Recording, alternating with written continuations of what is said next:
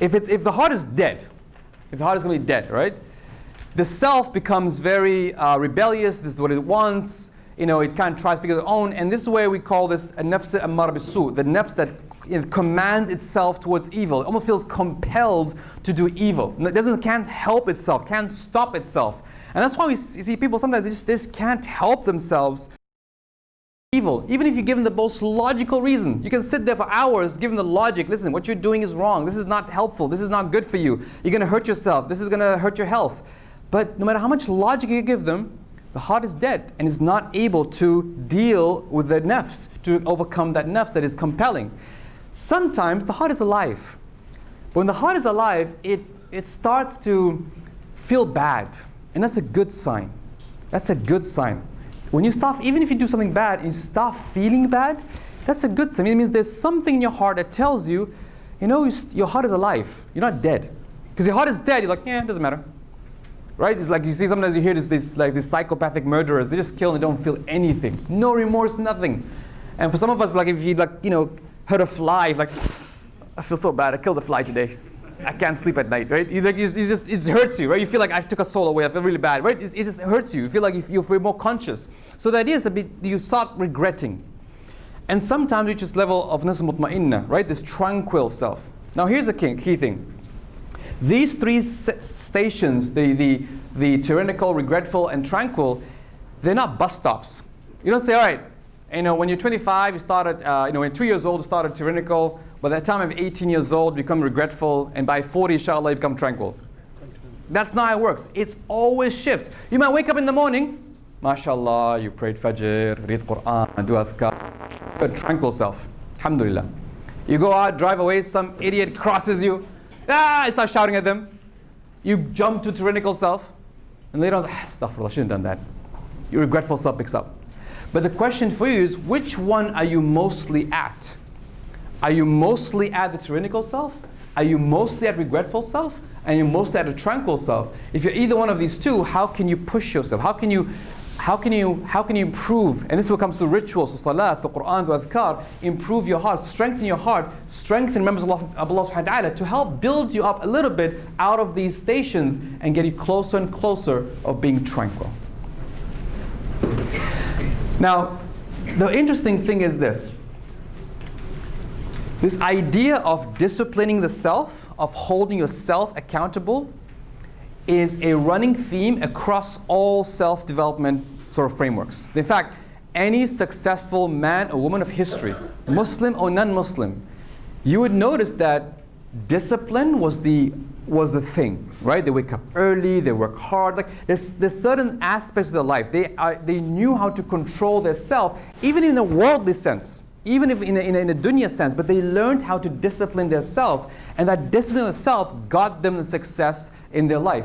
Now the challenge for us is not just to discipline ourselves on a very worldly basis, but disciplining ourselves for the success in this life and the next. رَبَّنَا آتِ فِي الدُّنْيَا حَسَنَةً وَفِي الْآخِرَةِ حَسَنَةً. To discipline ourselves in this life and the next. And this success is linked to disciplining, and the highest form of disciplining the self, the highest form of you holding yourself to a high level, is being a true abd of Allah subhanahu wa ta'ala. Because when you're a true abd, what happens? You're always thinking, how can I make sure every step, every word, every moment of my waking life is in line with Allah subhanahu wa ta'ala, and I'm holding myself, whether it likes it or not, whether it's uncomfortable or not, whether I feel like it or not, I'm going to hold myself to a higher standard, towards the best version of myself. Does this make sense?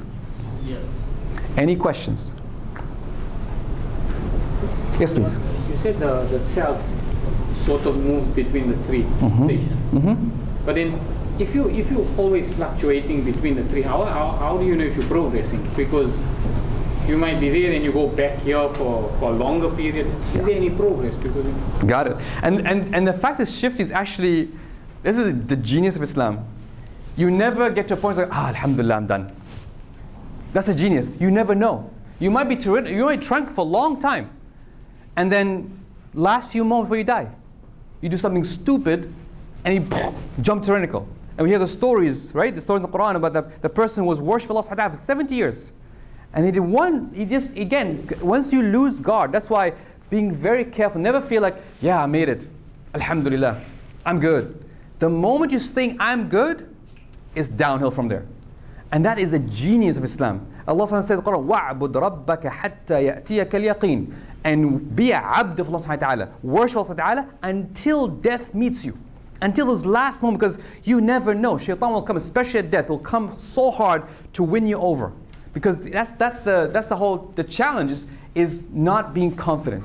So the progress for you is saying, as best you can, like, am I living this tranquil self? Can I upgrade myself to tranquil self?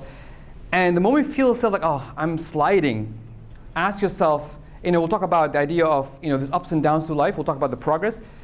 You're saying, well, how can I jump back on? How can I jump back on track? And we'll talk about this one of these days here, inshallah. But that's a great question. It's never being confident that, oh, I'm good. I'm nasmutma'inna now. You never know. You never know. And that fear and hope, that fear and hope will guide you to stay alert and never let loose. It's like when you exercise, right? Or when you have a diet. And you go on the weight loss. I've lost 5 kgs, alhamdulillah. What happens next usually? You binge eat, right? It's like you give yourself a license. Like, awesome, I deserve to have a tub of ice cream, right? I deserve this pizza, right? I deserve this burger. It's like you just like you get yourself in the zone of, oh, I feel very comfortable, and that's the challenge. Versus, oh, I could regain this really quickly. I might be extra careful. You see where you're going with this?